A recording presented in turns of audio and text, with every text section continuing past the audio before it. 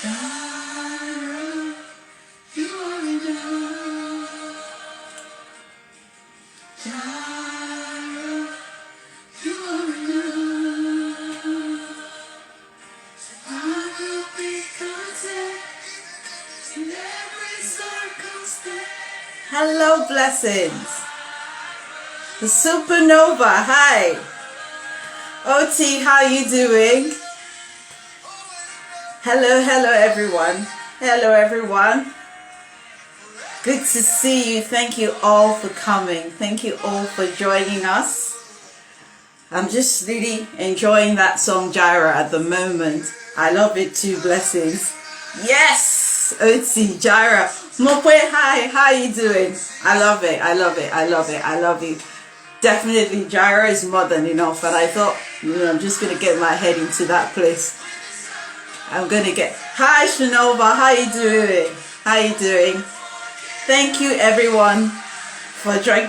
I think I picked a really popular song. You Were Enough. It's a beautiful song. I mean, I think it just captures the moment for me. I'm going to turn it down a little bit so that we can get into this. Hi, how you doing? Thank you. Suez 108. Sorry, I don't know your first name. I'll actually say a personal hi. Thank you so much for joining us, and hello. Thank you for joining us. Sorry guys, I'm going to turn it down a little bit. Hello everyone, and welcome to episode 3. Can you imagine episode 3 of Mom's Words?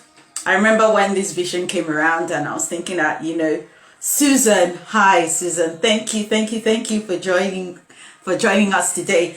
And I remember when this vision came, Aunty, thanks. And we're talking about the fact, for some of you who know, we run a life called Young and Strong, where I talk to young people and just get their views. And we thought, if we're talking to the young people, I want to see what the moms think about it. And I've been talking, it's been just amazing, the talking to young people, and we get parents on there, and I thought, what, we should get what the moms think about it. And so Mom's Word was born, and this is the 3rd one. It's been amazing. I mean, my first 2 guests have been awesome. Today I have a very, very awesome person. She said I shouldn't call her my friend, but she's somebody I have a lot of respect for. I call her the supernova, and that's her name really. And so, I don't waste much time, because this time is always about my guests, not about me. So I don't really talk a lot.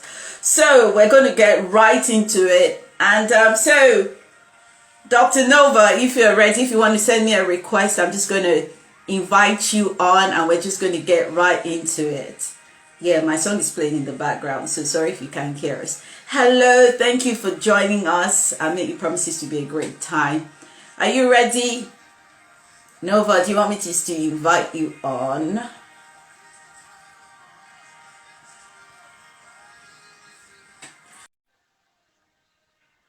God is enough. Let's see, I'm just waiting for my guests to join us. Hello, Shay. How are you doing? Shay's doing phenomenal things with young men. Yes. Are we ready to go live? Let me just invite you again.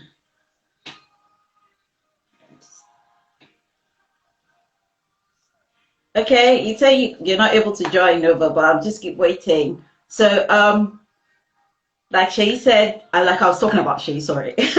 He's doing phenomenal things with young men, and then I'm sure that is going really, really well.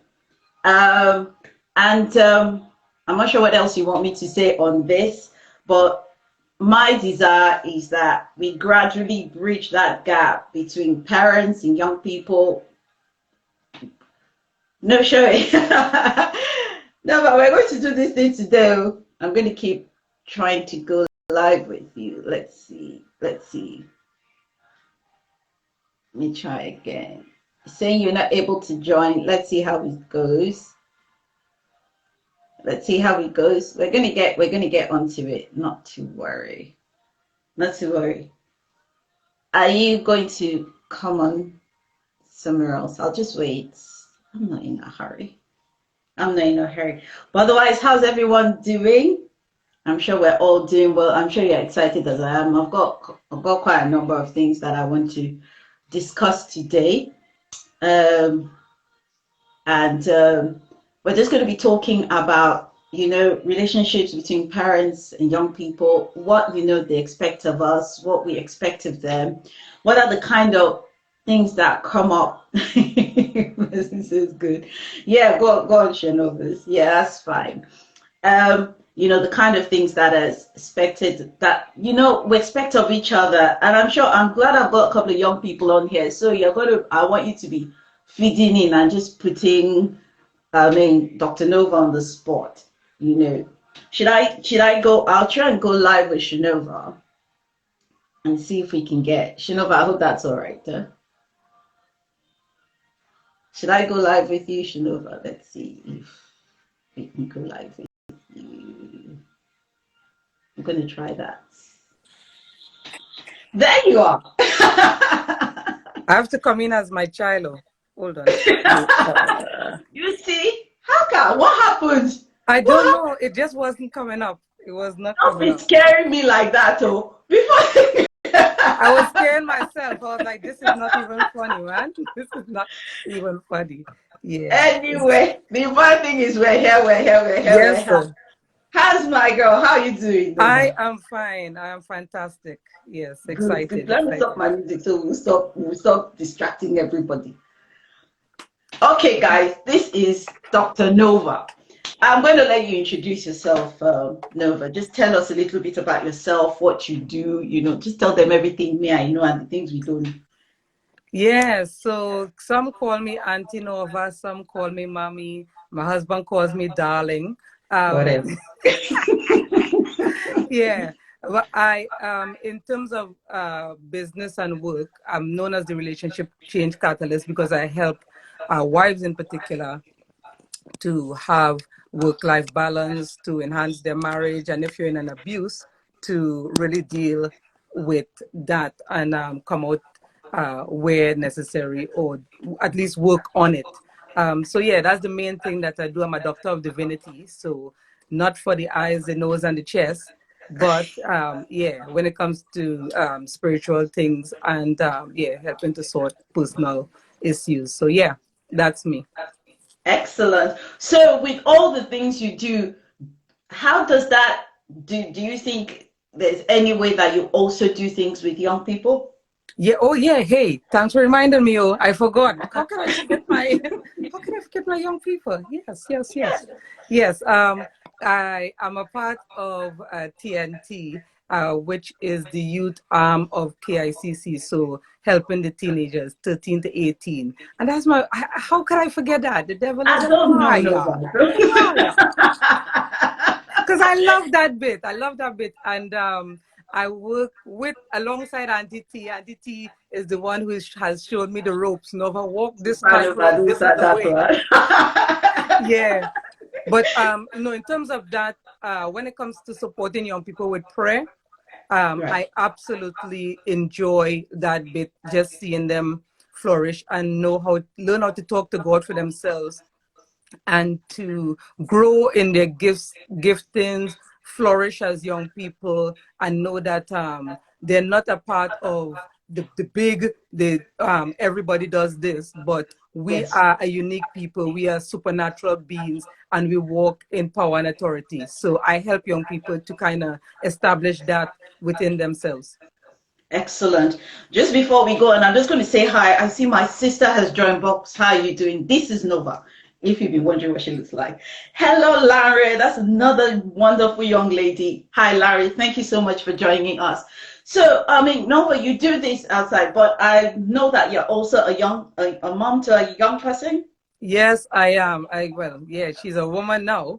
She's 21. So, yes, I have 3 daughters, one 21, Shinova, who was on your Young and Strong. Yes. And then 2 little ones. Oh my Lord, what are the ages now? 7 and 8, Odelia and Jazz. Yeah, or 2 little miracles. And yes, I'm married to the best man that Niger produced. Yes, Dr. Norva Abiona. The best. My own. No, but let's not start that one. Let's end the war. Oh, let's end the war. Let's Okay, end okay. All right. So, Nova, there's something I always ask when the mothers come up here, especially for those mothers who are living in what we call diaspora. Yes. So I know that you are not, should we say, of British origin, but you live in England here. Yeah. So how do you straddle the two cultures? Because there is a British culture, and I know you're from Trinidad. Trinidad. Yes, yes, yes. Trinidad. So, yes. So you, Yes. hi, I think I see Mama, Grandma has joined. Yes. Hello, Mama. How do you straddle the two cultures, knowing that your children are actually more having been born or mostly brought up here, and then we do have our own inherent cultures? How do you straddle that so you get the best of both?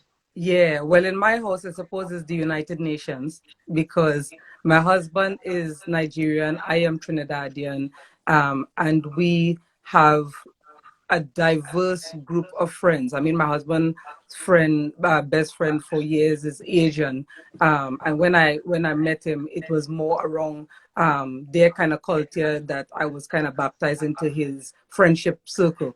Um, so the thing that we try to do with our children is to make sure that they understand who they are. I always, for me, being myself is really important. I don't want to pretend to be British and be drinking tea. As you all know, those who know me, I'm an ice girl, Caribbean. So it doesn't matter when I'm eating my ice, even winter. But I want my children to know that I am proud of who I am. I'm proud of where I've come from, and for my husband to do the same, and for them to enjoy parts of those cultures. So we cook different things here, we eat different things, we teach them what manners and respect looks like in the different cultures.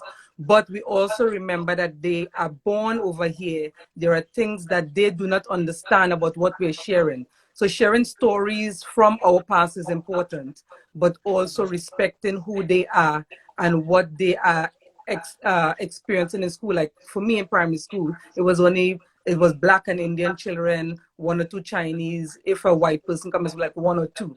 But over here, like my two younger ones, they're the only Black children in their class. Wow. So yeah, so I am learning some things from them, and I am helping them as best as I can to understand that they are important, they are relevant, they are loved and valued, so that when people say other things about them, they don't get too hung up on culture, but on knowing the uniqueness of who they are and the importance of what they have to bring to society. I think I've done a good job with that with Shinova because she was the only Black child in her class as well. Okay. Yeah, and I remember there was a time when she wanted to have blonde hair, and she was wondering why was I given this curly hair that is so hard to comb that I have to cry when my mom is combing it. So teaching her to love and value and respect what who she is, why she is here, and also showing her examples of other people that are doing really well as Okay. Black young people and now Black older people. All of those things help. But yeah, yeah. In Okay. fact, I just remember one other thing that I do. We go to the grocery store, and when things are reduced, I Yeah. buy, it doesn't matter what it is, I buy it to try it out. Once we like it, we try it again. We don't mind buying it wholesale, but that is a way for them to try different cultures. Don't think like all you know from Nigeria, all you know from Trinidad is all that there is to eat, you know? But yeah, just getting them accustomed to trying different things. So yeah. Oh my goodness. Definitely the United Nations. Yeah. Hi, Akila. Hi, Sister Toy. Thank you for joining us. So definitely you can see in your household, it's not so much about, oh, you are from here, so stick to that. It's Mm. about understanding the different cultures, but Yes. inherently about who you are. Yes. Yes. Okay, excellent. Another thing that I'm always curious about is we all have expectations for our children. Mm. Mm. You know, there's something you want from them. I mean, for example, for us growing up, it was like, you know, you have to have good education, you have to go to school, you have to do this and that.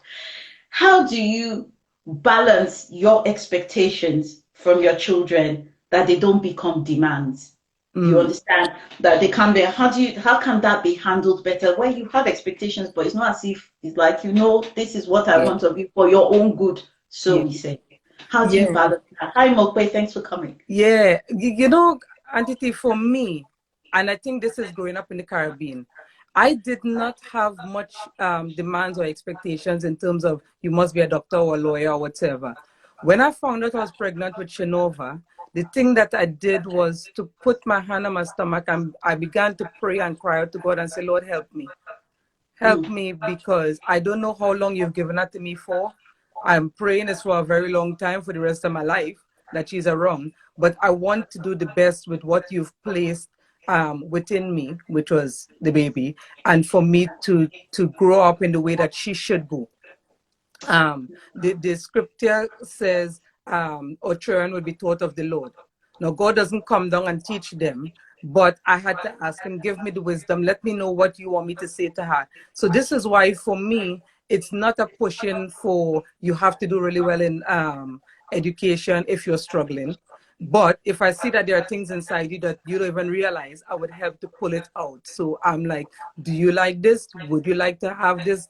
And if she says yes, then we worked towards that. So for example, with Shinova, she was, quick story, in primary school, she was on table 2 or table 3 or something like that.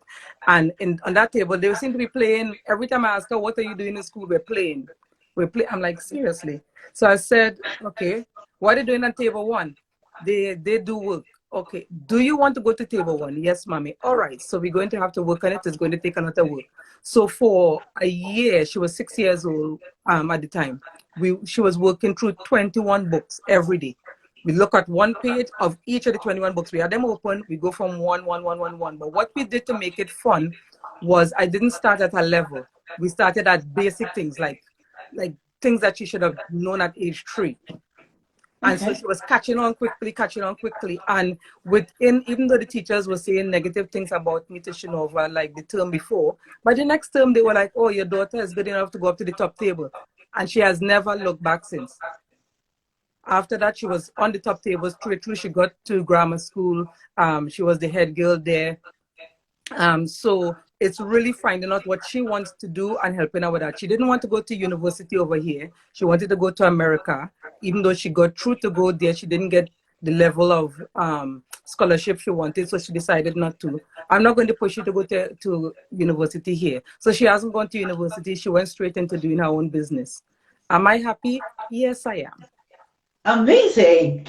Amazing. Hello, Doc. Thanks for joining us. Happy birthday again. That's my friend that had his birthday recently. Oh, sweet. That's amazing. And you know, that's something that's very odd, because usually the baseline we normally hear is you have to go to university, you have to go to school. So when people come, and you know, I'm sure you've had people ask you that question. And like, I mean, are you sure this is the path? What kind of response do you give when they're like, your daughter, how come she's not? Because her contemporaries, her peers are in uni, and you're saying, yeah, she's doing her own business. She's just 20. Well, at least let her go to university first. You know, that would not be the same. Let her, in other words, let her do the things we expect first before she does her own thing. I mean, what do you say to that?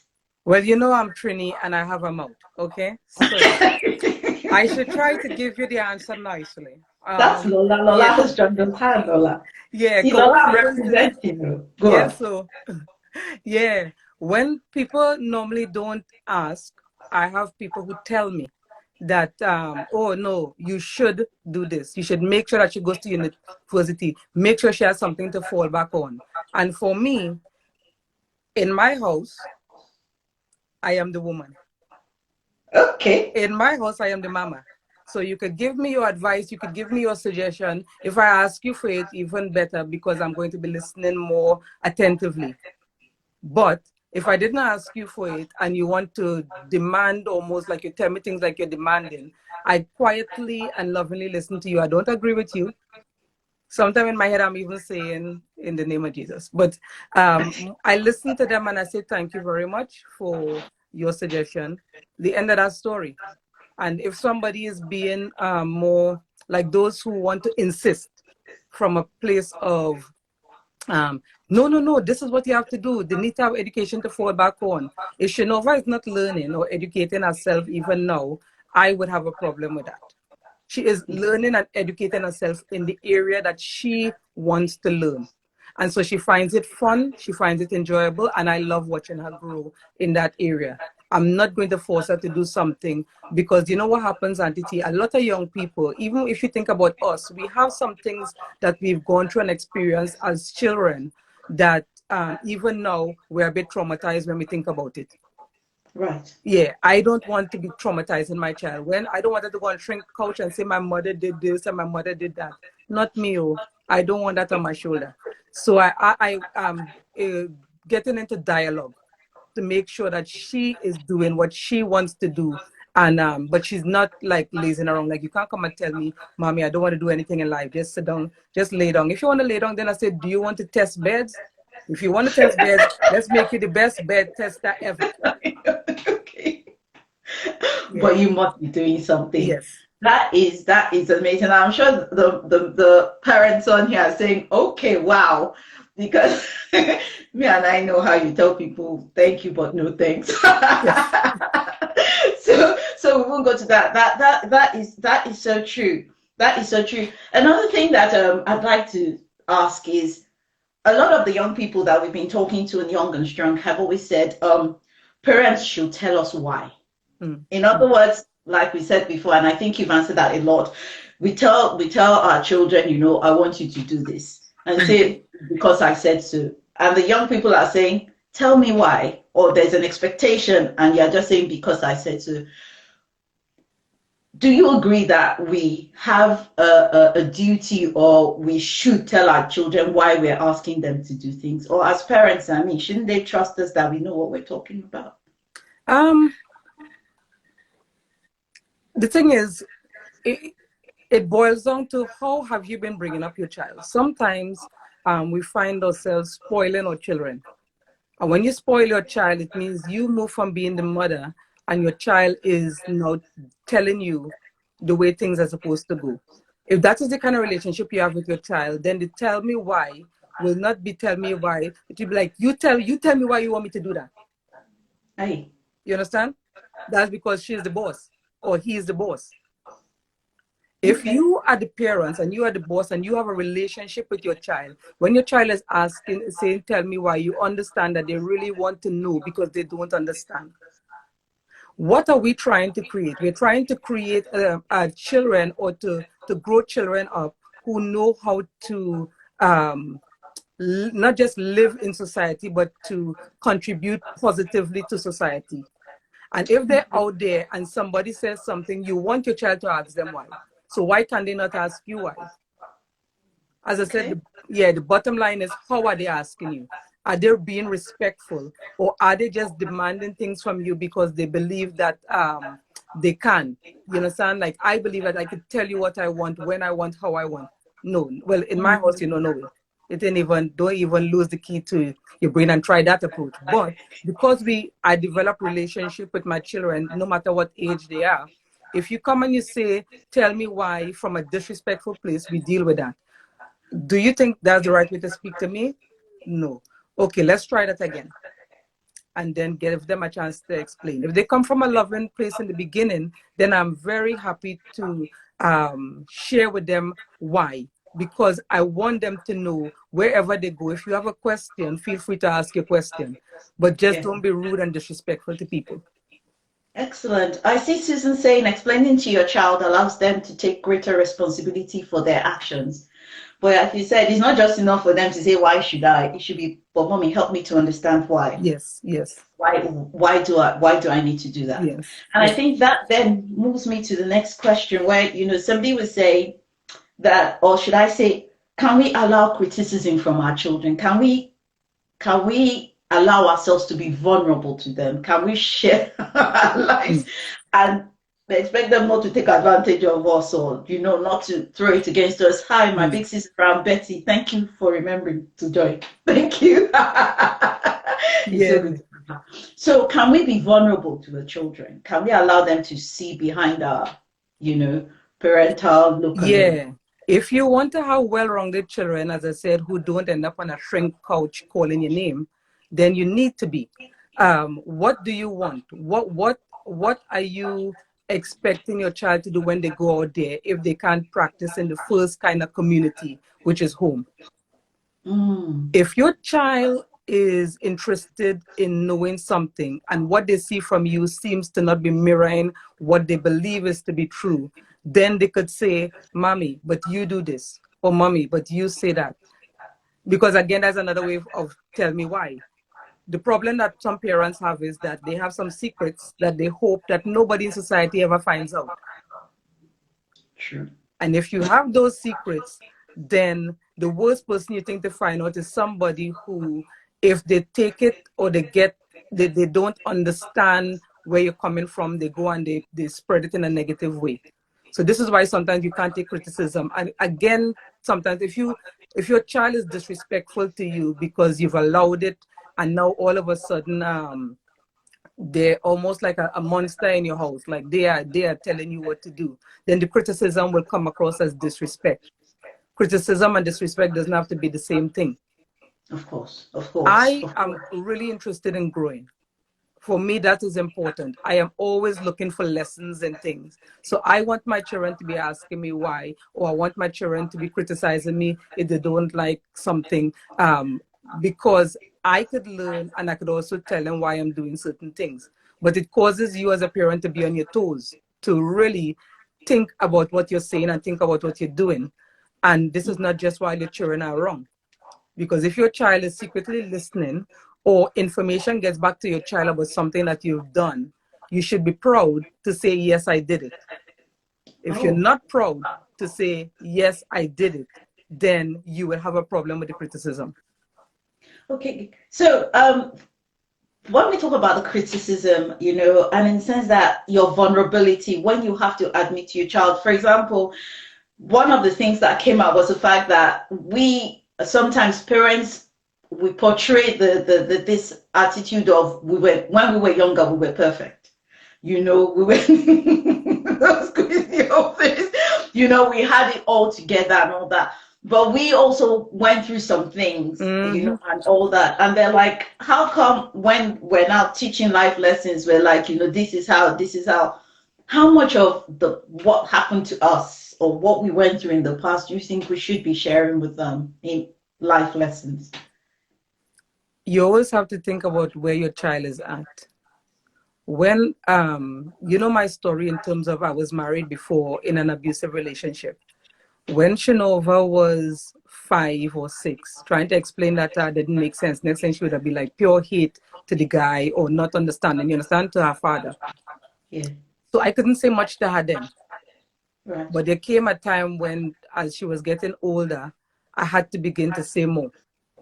Okay. Equally, there were some things I did when I was young. Like I told you all about me and my fighting days and those other things.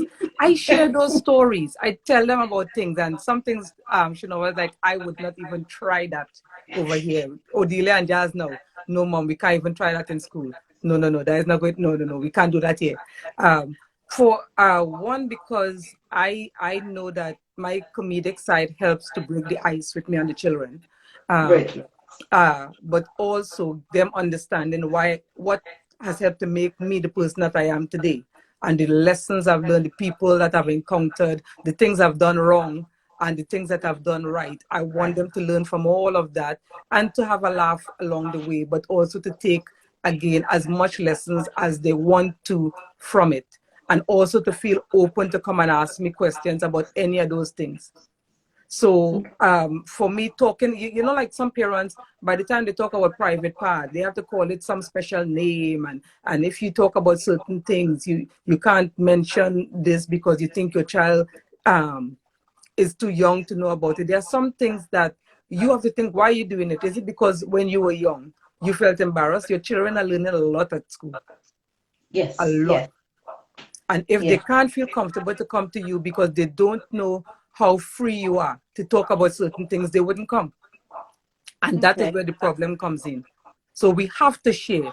You have to share as much as your child would take in a still loving, respectful way, and not begin to disrespect you. If you see that your child is going down a route where all of a sudden, when you're telling them things, they're trying to turn it on you, then you have a conversation with them about that. Like, why are you talking to me like that? Why do you think that this is okay? What is the matter? What is going on? Because sometimes, you know, they start to lash out when they're hurt about something, they don't know how to say it.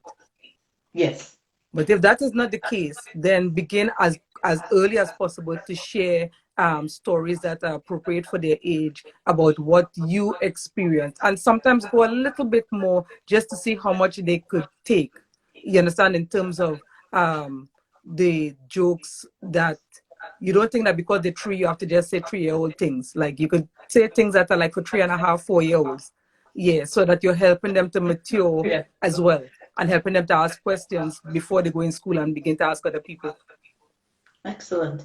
Thank you so much for that. I think that leads me to just ask something random, because of there's so much information coming out now. You know, everywhere they go, they're hit with all kinds of things. And I know that sometimes creates a problem for parents. So do you think as parents, a lot of us need to upgrade ourselves, if I could use if I could use that Yes. word, and begin to know what exactly is happening? Like you said, some of us are trying to do it the way we know how. But there's so much happening now. So do you think we also, not try and pull, but we also need to get into knowing what exactly is going on? I think that's really, really important, and not just what's going on in your country. If you, say, for example, you're a Nigerian parent, you teach your child about what's going on over there as well. If your Oh, child gets older and they want to go there, you teach your child about what's going on in other countries as well. But of course, where they are wrong in this society, whichever country they're in, you want them to know as much as possible. I don't want my child to be known as the village idiot. I don't want everybody else to be talking about things and my child is the only one who have not a clue. right. I don't want that. I don't want that. I don't want my child, everybody is talking about menstrual cycle and my child don't even know what it means. No, that doesn't make any sense. If I am not helping my child to be the best version of themselves wherever they go, then I am creating problems for my child, because when they get there and they're clueless, then it looks Mm. bad on me as well. What have you been doing at home? Okay. So, I mean, when you talk about not wanting your child, I mean, does that mean that we need to, for example, now this is just an example, does that mean we need to learn the lingo, what they say, how they talk these days? Because sometimes they talk, even I don't understand. But but does that mean we need to understand how, the talk, what some things actually mean? It's Up to an good, but extent. you know what happens? These young people, as they're growing up, the longer change all the time. And Yes. you as a parent, whether you like it or not, you're kind of changing with them, because all of a sudden, you know all the tweenies song when they're a baby. You can sing the song more than them. Then all of a sudden, I'm looking forward to Miraculous Ladybug, because that is all that they're talking about in school and talking about it with their friends, looking at it on the television. Then when they get older and they start looking at other things that are more suited to their age, I'm hearing those things. When you hear things and you're not sure, you ask, what does that mean? Yeah. You don't have to go and try to be searching all kind of stuff yourself, because you might be searching outdated things. They're moving so quickly. They're learning and using lingo. So at the time you hear them using something or saying something and you don't understand, you try to catch the way that they're using it in the phrase, or you try to ask them, yeah, another, like you say it in a fun way, another what do you call it, slang again. So what does this one mean now? You understand? So that they don't feel like, if you're like, I don't want you saying that. Like when I was growing up, we had the way we used to talk about insulting each other was a word that I did not even think it was inappropriate, but until somebody pointed out to me that actually as Christians we shouldn't be using that S word. But we were just using it because that was just meaning I'm insulting you. Yeah, or you've just been insulted by somebody. And then by the time the person pointed out to me, then I realized, oh, so it's not, you understand, it wasn't that I was trying to be rude to people. Yeah. So, and even, you know, the kissing your teeth, like we call it soups and back home. That's a big Yeah. thing that parents see as a no-no, you know? So if a child is doing it, then you say, why are you doing that? Do you know that that's inappropriate to do? So you begin to explain to them. Otherwise, they're doing it just because they see other people doing it and they want to try it too. Okay, so we really need to be, I don't know, they say, is it work they say now these days? We need to be aware. Yeah, yeah. We really need to know because, and that brings me to a question that I think you and I had somebody who actually passed it on to you. Mm. So how do we get our teenagers more engaged in conversations in the sense that they used to talk to us, when they were younger as babies, is mommy this, mommy that, and then as they go older, it's as if, hi, Peketi, that's my brother, hi, Melissa, thanks for joining us. So as they grow older, it's as if they're not talking to you as much, and sometimes some parents get concerned that we used to sit and gist before, what's happening? So Yeah. do you think there's a way that we can get our teenagers to start having more conversations with us? Or should we just accept it that they're grown now? Yeah, It's not going to be like before. again, it all starts when the child is young. If a child feels kind of forced to talk to you when they're young or they have no friends, of course they'll be talking to mommy all the way. But if you begin to engage in conversation with them about how is school, how is this one, about their friends, about that one.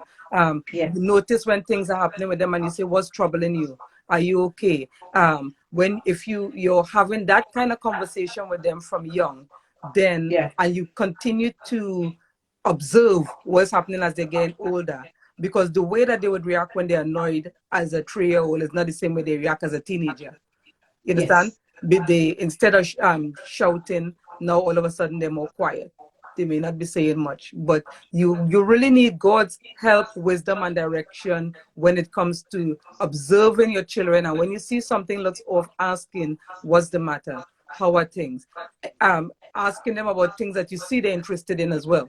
Because the conversations that they were having at age 9 is not, they're not so interested in that now. They're Mm, interested in songs. Girls are interested in boys after a while, and boys are interested in girls after a while. So if that is happening, then what do you do about it? Oh, is it that you like that boy? Oh, I can see that. Oh, yeah, good looking little boy. So then they know, oh, okay, so mommy knows. At my age, she still thinks about people good looking and people not. And then we start having dialogue around that. So it's how do you open up the dialogue? If you used to have conversation before, you don't just say to your child, we used to talk so much before, but we don't talk again now. Because what you are really showing is that you are the one that has a void. Because the child is saying, I used to talk to you then, but now I have a different group of friends. You're not in my friend circle anymore. If you want to get back into the friend circle, then you are the one that need to put out the olive branch and start asking them questions that about things that they are interested in. okay. I mean, that's so. I guess we need to know what our children are interested in. That's the bottom line. And Yes. I think it's like a circle because we need to know what they're interested in. Hi, Nee, thanks for joining us. We need to know what they're interested in Mm. to have a conversation, but you can't have a conversation without knowing what they're interested in. Exactly. Exactly. Exactly. So does that mean that there always has to be communication? You have to constantly be talking to your children. 1 billion%, although there's no percent like that. But yeah. But conversation is not you talking, telling your child things. You want to listen more than anything else. It's understanding. Where are you at? Are you quiet because your personality is changing, or because there is some secret that you're keeping that you're afraid to even share with me? And could that secret be something that is hurting you? Or could that secret be something that you secretly think is something sweet, but you don't want to tell your mom? You understand? Like all of those little things. How do you begin to break open that barrier is by you ask them a question and you don't have an answer waiting. You listen.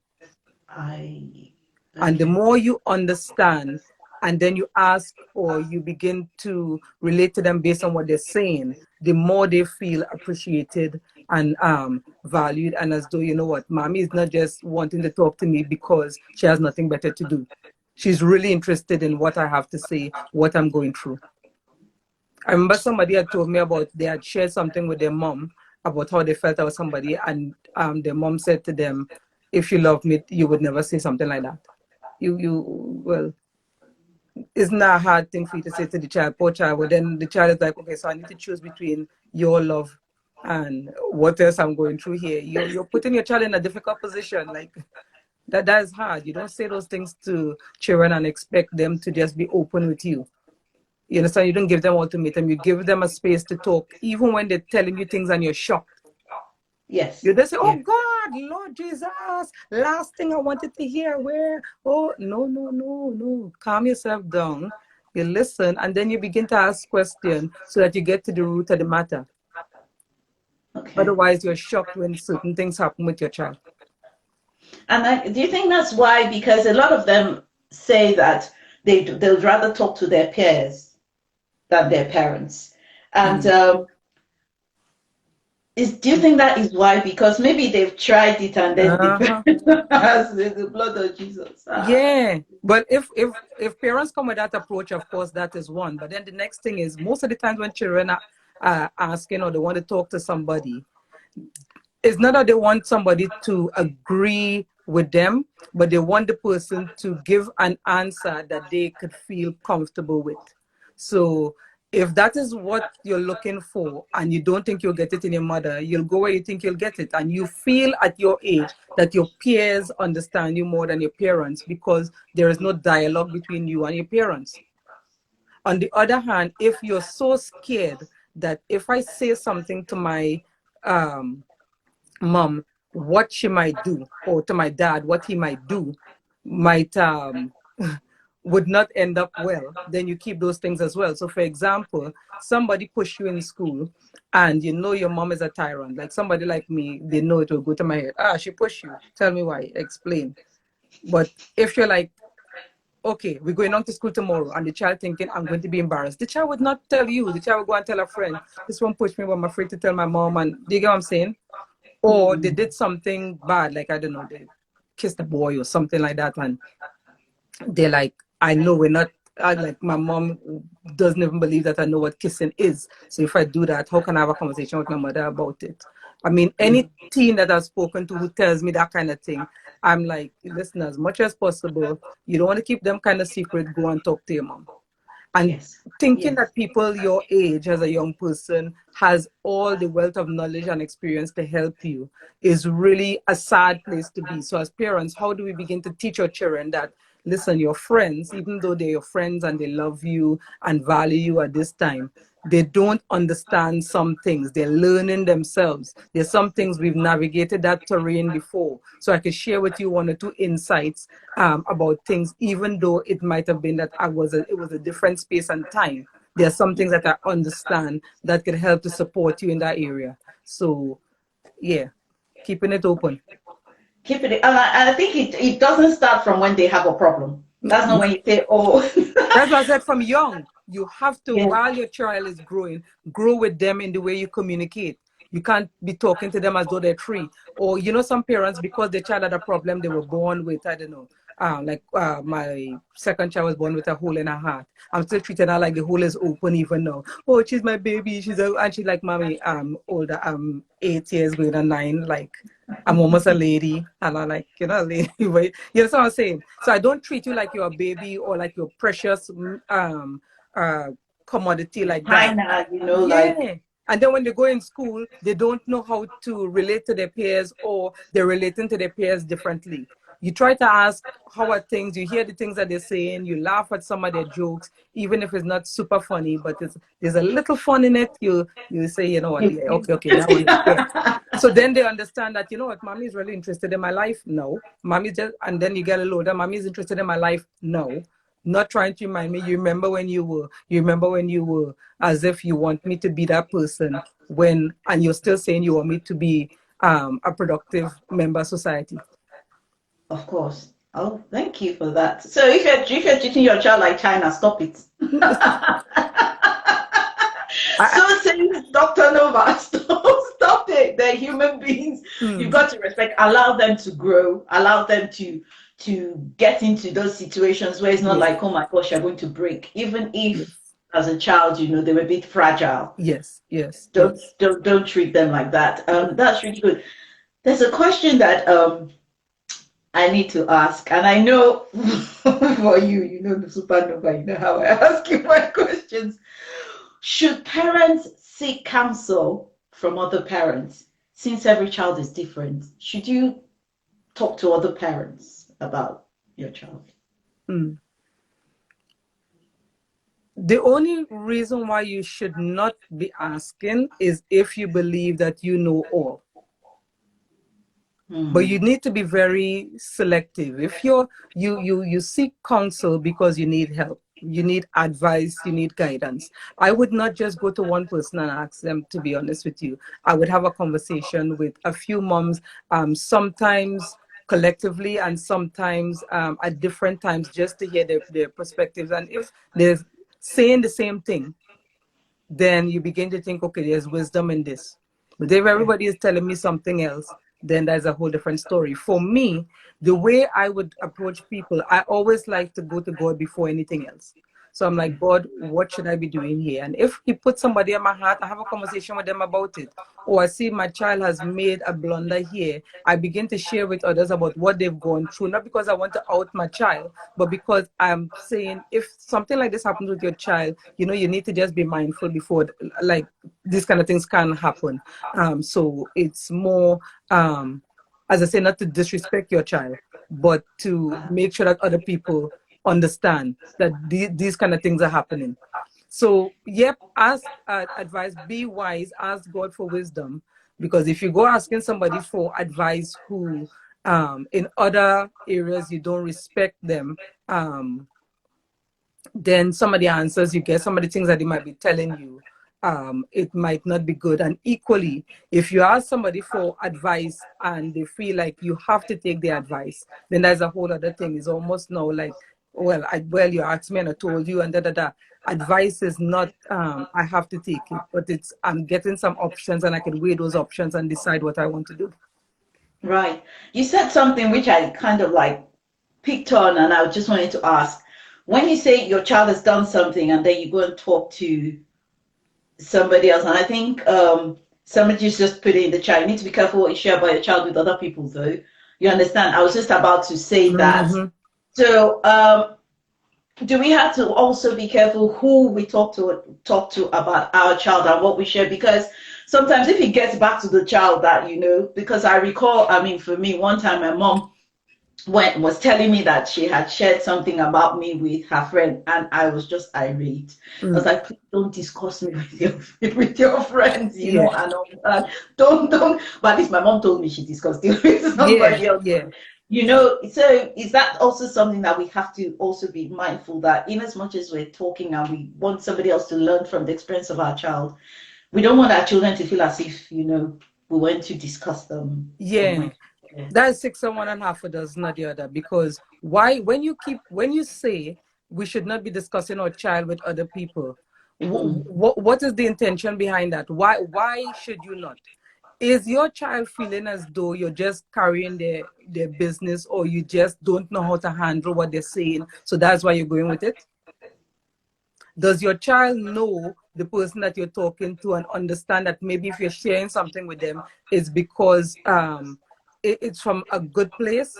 And do you have a dialogue with your child so that when if your child hears, which it shouldn't be that your child just hears by the by, that you shared something. But if your child hears that way, that you shared something, how does your child feel about you?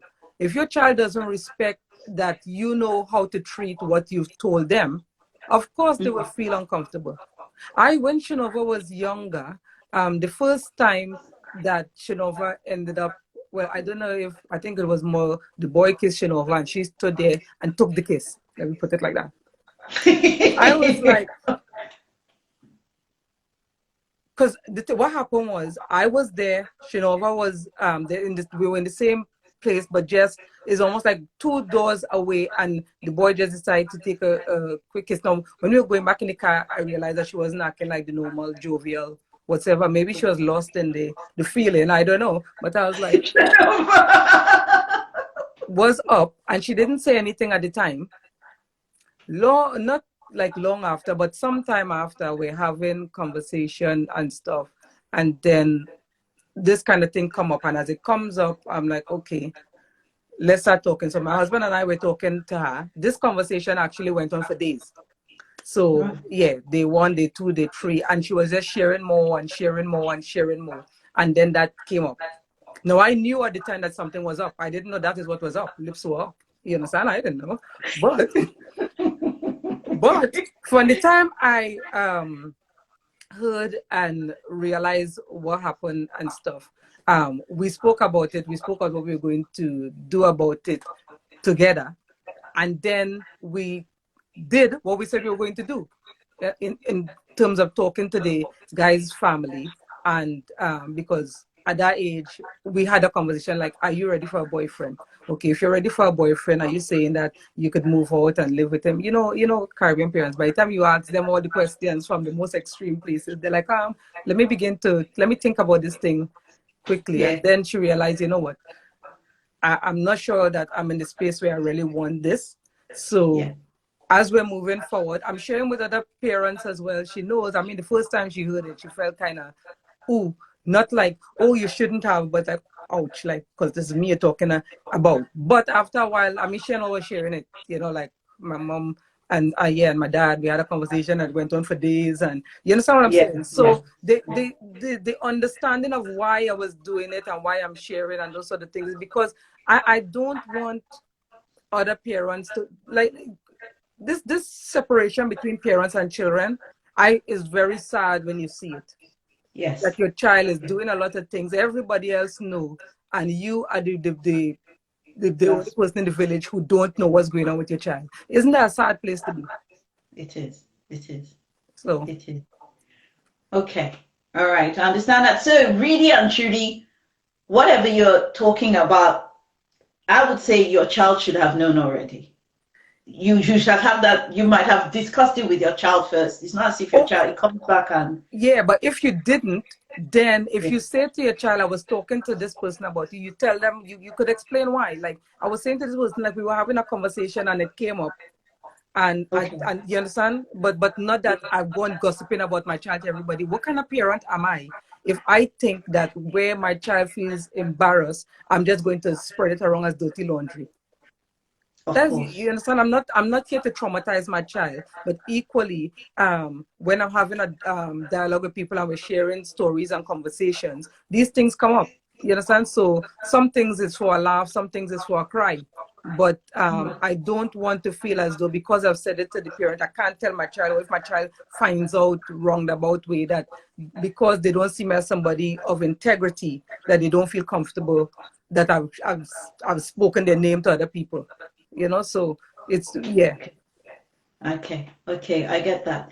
All right. So one thing I'd like to say, I mean, as we're gradually coming to a close, I mean, you know us, we can talk about this for a long time. What is one thing, because I know I've got a couple of young people on here, what is one thing that you like to tell young people as a mom? If you could have all the young people in one place, one thing you would love to tell them?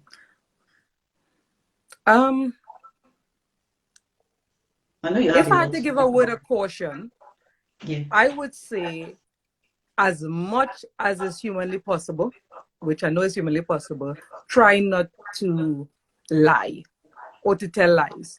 Because when you do that, even though you get away with it, for years it follows you. So you're older, nobody knows, but this thing comes back in your mind and you keep feeling bad about yourself. And sometimes until you release the lie or you share with somebody what you've been holding all that time, that's the only time you start to feel free. So if you end up in a tricky position, ask God, help me to know who I could talk to about this. Lord, I want to release this thing. I don't want to hold on to it. If you found yourself in a lie, and then when you told the lie, I don't know, somewhere else, but it's eating you up, don't keep it to yourself. You go, Lord, help me. Who can I tell? Hopefully you could tell your mom or your dad, but you don't want to be carrying those things, because I'm telling you, as you get older, those are the things that take you to the shrink. Those are the things that you're sitting and talking about, you know, and then you make a mountain out of a stone, a mountain out of a, you understand? Because you think it's so bad now that if my parents ever find out, if this one ever find out, they'll hate me forever. And that's why sometimes people commit suicide and do things, because they begin to look at it as so big in their eyes. And of course, the devil is playing on your mind as well and making you think that it's so bad that you could never talk about it. So I remember for my own self, one time my mom had sent my sister and I out, and where we went, we didn't stay there. So we went further on and enjoyed ourselves a little bit, and then ended up with our traffic, so we couldn't come back down the road in time. And when we were coming back, I wanted to say, to tell my mom, because I didn't like keeping secrets, right? So I wanted to say to my mom, and my sister and I decided no, not to say anything. But I'm telling you, for years, Auntie T, it would come in my mind, and I would be like, it's like no big thing, but I'm feeling bad. And then after a while, when I couldn't take it anymore, I said, when we went, we didn't. And when I said to her, she said to me, you all could have get your death. And I wouldn't know anything, because I would have said to people, no, my children here. In fact, when I got knocked down by a car when I was in secondary school, a car, knocked me down. I ended up in the hospital. And when they went to tell the dad of the driver that his son knocked somebody, he said, no, my son is in his bed sleeping. What? Yeah, because he didn't realize that his son had taken his car and gone out joyriding with his friend, and I was by the school. He crashed into me. You understand what I'm saying? So don't lie. Yeah. Don't lie. And can we stretch that to say, and don't keep secrets? Yes, exactly. So the lying or holding on to it so much, like a precious little thing that is actually a secret between you and the devil playing on your mind. Yeah, it doesn't help you. In a few years, it just looks worse than it is. And so you want to release those things. You want to, you understand, live as freely as you can. There is so much joy to living that you're missing out on because of little things. And you think you might get away with it then, but as I say, it follows you. It follows you for a long time. Okay. So don't lie, and by extension, don't keep secrets, because one thing, I'm sure, sorry, we're going to extend a little bit because there's something I needed to ask. So it's about, because one thing that they also said about young people is that they internalize stuff. And I think, do you think that's leading from the, like what you've just told us, don't lie, don't keep secrets? Is that why you think they internalize a lot of things? Because there's no outlet, and it can, like you said, it can explode later.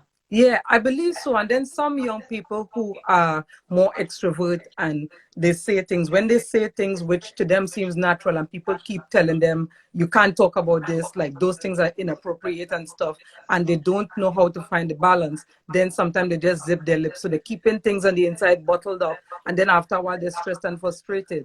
Or, as I said, if you don't feel like you could really talk to your mom, talk to your dad, talk to a counselor or somebody like that, like in TNT, and where we help young people, you feel like no matter how many adults I see, none of them I can feel comfortable, then you keep it to yourself, and especially if you think it's something that you did wrong. And this is a point, Auntie T, because especially when you've been violated as a young person, and you keep those things to yourself, you begin to think that you did something wrong. And when you're holding on to that, it really ebbs away at the inside. You can't, you're just like a portion of yourself is being shown. The real you is not coming out, because you don't know what to do with what has happened. And so you want young people to be more free to enjoy life, and also to know that when you've gone through negative things, it doesn't have to define you in any way. It does not have to define you. This too will pass. Thank you. Thank you so much for that. My last question, I hope is the last one, is that what is one thing you would like to say to moms? What is one thing you want moms to know, what you want moms to do? Something you would like to say to moms? We are trying to bring into society people who would not just make us proud, but young people who would grow up to be great contributors to society. If you keep your eyes on that and not keep thinking about what you want I want my child to be this and I want my child to be that. And if you move away from that and just think that the important thing is, I really want them to do their best in society and to contribute to the betterment of the world, then having dialogue with them around that is what will help. Also, make sure that you no matter what stage in life they're at, you try to meet them at that level so that they feel comfortable sharing with you as much as possible. As much as possible. I am so grateful to have such a big age difference between my children and to kind of be going through this experience again. And sometimes I have to be hard, but sometimes I'm soft. But for me, all through it, even with my marriage and stuff, laughter helps. So yeah, joking and being myself, but you know me as well. I'm a very assertive person.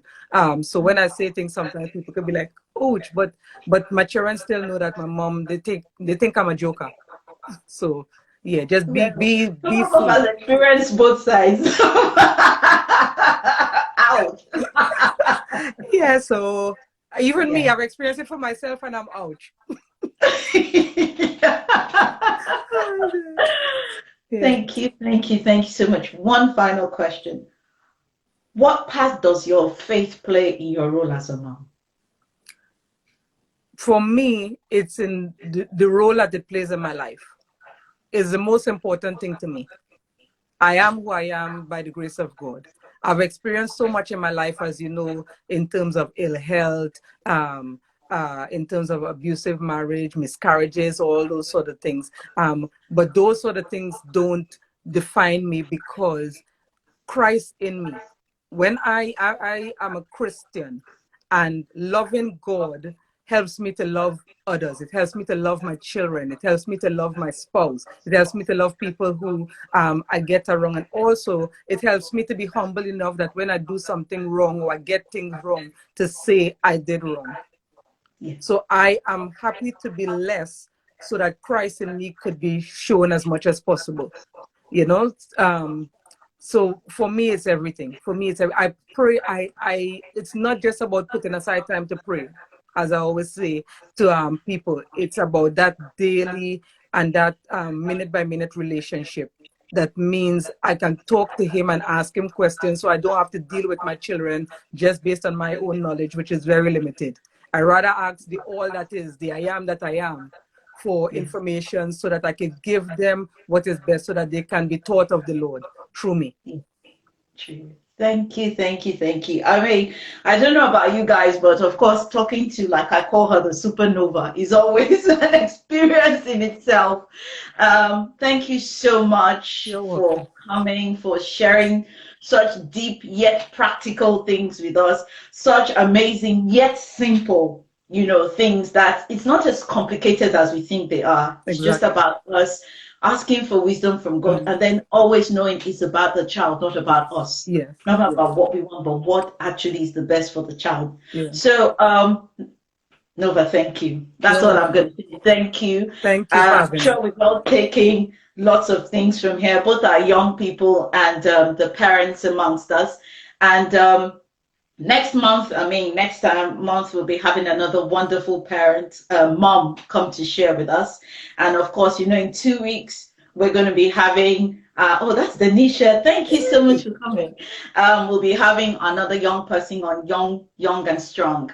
Thank you, everyone, for joining us. Thank you, Nova. Thank you, Shanova, for letting mom jump on your yes, so all right, then. Have a lovely Sunday. Have a great week, everyone. God bless you. Thanks, Nova. And bye. Thank you, Uncle Bobby. Thank you for coming as well. Bye, everyone. Bye. Bye. Thanks, Larry. Bye-bye. Bye.